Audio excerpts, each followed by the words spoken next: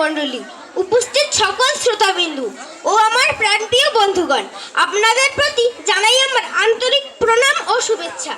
আমি পরমজিৎ বল। আমি বাহাদুরপুর বৈদিক মন্দির থেকে আজকের এই প্রতিযোগিতায় অংশগ্রহণ করছি। আজ আমি অত্যন্ত আনন্দ ও গর্বের সাথে এমন এক ব্যক্তিত্বকে নিয়ে কিছু কথা বলতে দাঁড়িয়েছি, যিনি মানব জীবনের পথ প্রদর্শক, ধর্মের রক্ষক এবং প্রেমের অনন্য প্রতীক, ভগবান শ্রীকৃষ্ণ।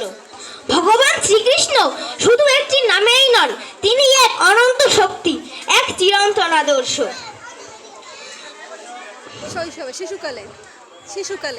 শিশুকালে তিনি দুষ্ট শক্তির বিনাশ করেন, যেমন কংস ও অন্যান্য অসুরদের তিনি দমন করে প্রমাণ করেন যে সত্যের জয় একদিন হবেই।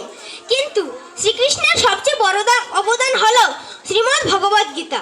কুরুক্ষেত্রের রণক্ষেত্রে অর্জুন যখন দ্বিধাগ্রস্ত, তখন শ্রীকৃষ্ণ তাকে উপদেশ দেন যে কর্ম করো, ফলের আশা করো না। এই মহান বাণী আমাদের শেখায় নিজের কর্তব্য নিষ্ঠার সাথে পালন করাই জীবনের আসল ধর্ম। পরিশেষে বলতে চাই ভগবান শ্রীকৃষ্ণ শুধু পুরাণের কোনো চরিত্র নন, তিনি আমাদের অন্তরের আলো। এই বলে আমি আমার সংক্ষিপ্ত বক্তব্য এখানে শেষ করছি। ধন্যবাদ সবাইকে।